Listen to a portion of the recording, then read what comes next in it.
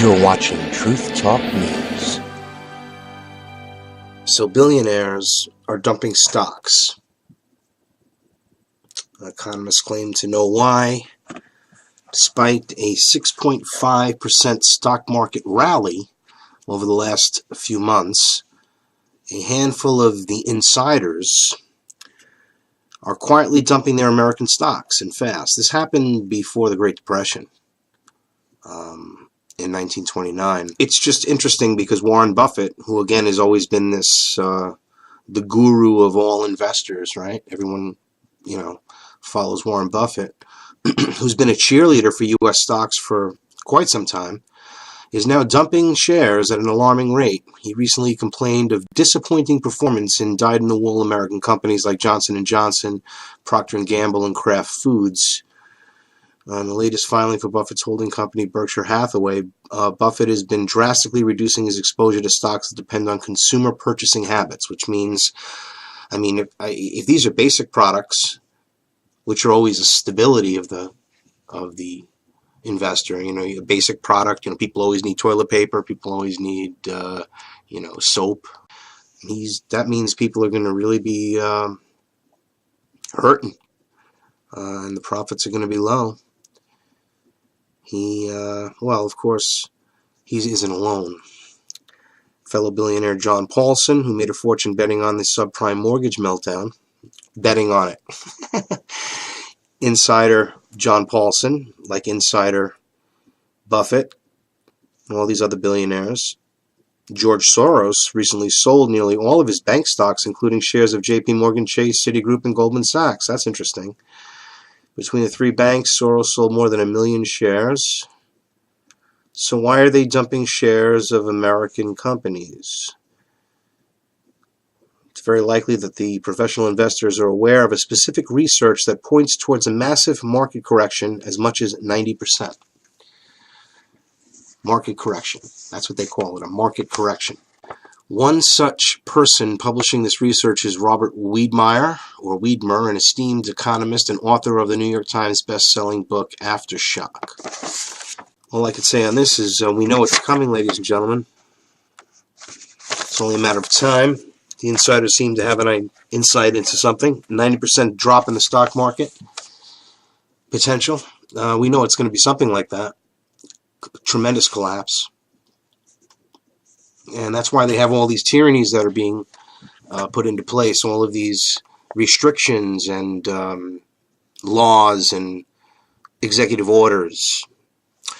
Judges now can keep secrets on targeted killings. A federal judge has ruled that President Barack Obama's administration doesn't have to publicly disclose its legal jurisdiction or justification for the drone attacks or other methods it's used to kill terrorism suspects, or all the children that it kills also, right? Two New York Times reporters and the American Civil Liberties Union filed a 2001 request under the Freedom of Information Act to get some documents, any documents, regarding these classified killings, and this is what we get. We've been very disciplined, very judicious, and we only use these capabilities as a last resort. Naeem Ullah, 10 years old, North Waziristan, October 18th, 2010.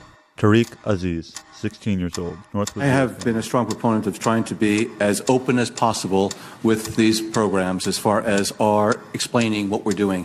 What we need to do is optimize transparency on these issues, but at the same time, optimize secrecy and the protection of our national security. Fatima Khan, North Waziristan, May 21st, 2010. Zayed Wali Shah, 7 years old. The figures we have obtained from the executive branch Aisha, 3 years confirm old, that the number of civilian casualties Nisar Khan has typically been in the single digits. Naeem Khan, North When I Waziristan. ask to give out the actual numbers, I'm told you can't orphans of the Bismillah because family, it's classified. North Waziristan. Well, I think that rationale is long gone.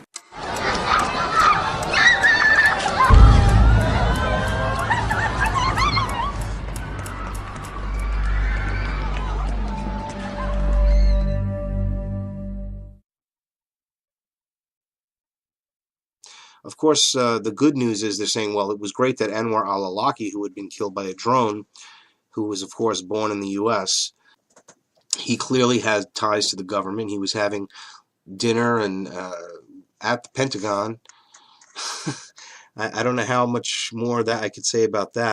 Listen to the significance of all the events that are portrayed in this CIA because ABC News has propaganda slash cover story. The American-born al-Qaeda operative who's been living in Yemen. Homeland Security officials call him the most significant threat to U.S. Homeland Security, has been killed. He's been tracked for months by U.S. security. There had been a failed attempt on al-Awlaki back in May. He got away, but this time we can confirm that Anwar al-Awlaki, the most dangerous al-Qaeda operative in the world today, has been killed. He had been linked to the 9/11 attacks, and in more recent years had been linked to the Fort Hood shooting, to the potential bombing in Times Square, and to the failed underwear bombing back in 2009.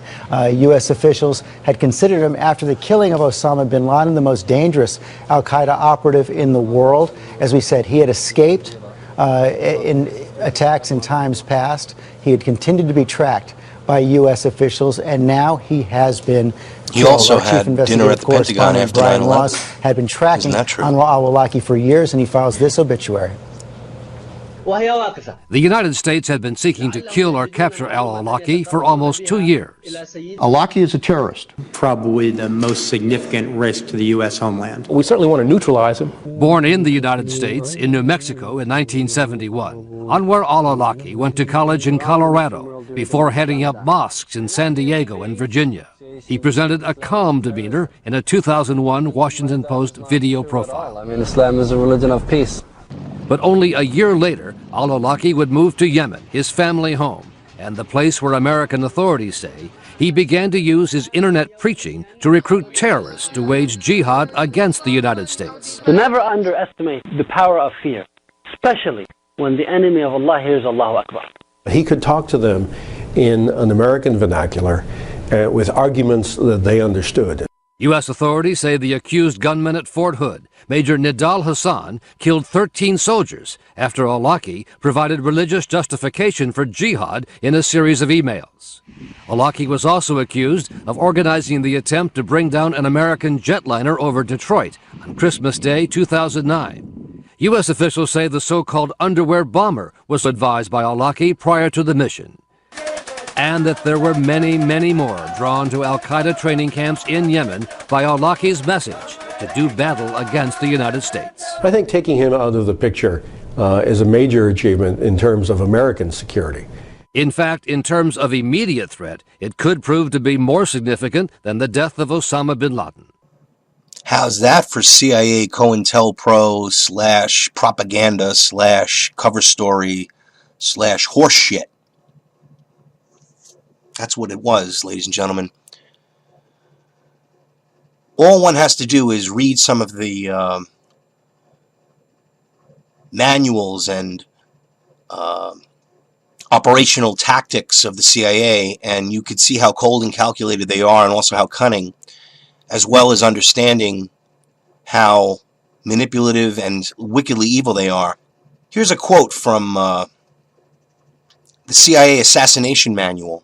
The tactics of the operation must be planned based on an estimate of the situation similar to that used in military operations. The preliminary estimate will reveal gaps in information and possibly indicate a need for special equipment, which must be procured or constructed. When all necessary data has been collected, an effective tactical plan can be prepared. All planning must be mental. No papers should ever contain evidence of the operation. In resistance situations, assassination may be used as a counter-reprisal. Since this requires advertising to be effective, the resistance organization must be in a position to warn high officials publicly that their lives will be the price of reprisal action against innocent people.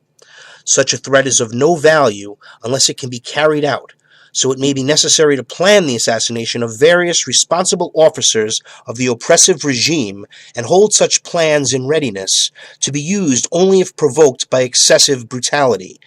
Such plans must be modified frequently to meet the changes in tactical situation. Written by Dr. Sidney Gottlieb.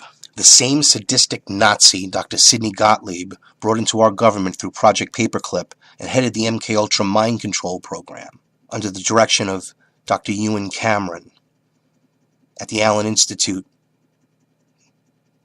in Montreal. The whole thing is a very deep deception.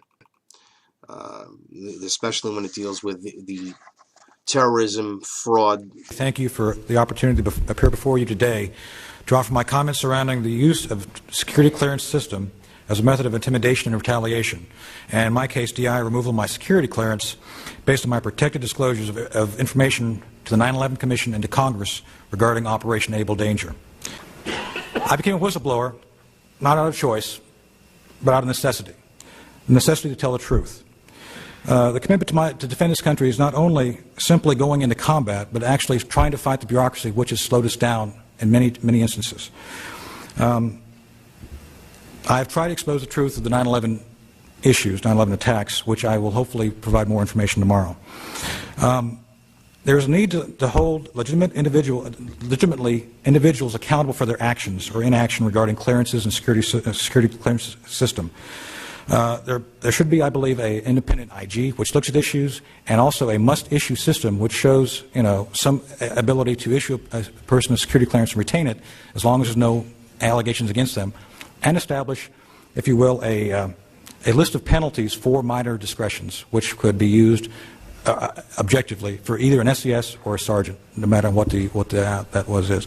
Anyway, thank you for allowing me to share with you the information regarding the DI retaliation against me regarding my disclosures of Able Danger information. The document states, after her vetting, Alaki was invited to and attended a luncheon at the Pentagon in the Secretary of the Army's Office of Government Counsel. At that period of time, the Secretary of the Army was eager to have a presentation from a moderate Muslim. As for the timing, we know the luncheon happened before March of 2002 because that's when Alaki left the United States for Yemen, Jenna. So let's get back to the big point here. Why was he even invited to that luncheon or anything else? These terrorists that are supposedly such a threat to our freedoms while our government is taking away all of our rights. Unbelievable. Now, they can keep doing this so they can get someone else they could say is just as bad. Well, Anwar al-Awlaki was a bad guy. Yeah, he was a bad guy, but he was also connected to our Pentagon, through our Pentagon. Very, very dirty little truth there. At home, we have activists voicing dismay as the Senate renews government surveillance measures. Warrantless wiretapping and surveillance programs, potential terrorism. What they have to do is they only think you're a terrorist, and you can be actually apprehended. They just have to think that. Remember, research everything I say. Find your own truth. There's only one truth, and that is the truth. Seek it, and ye shall find it. I'm Howard Yima. Thank you for watching Truth Talk News.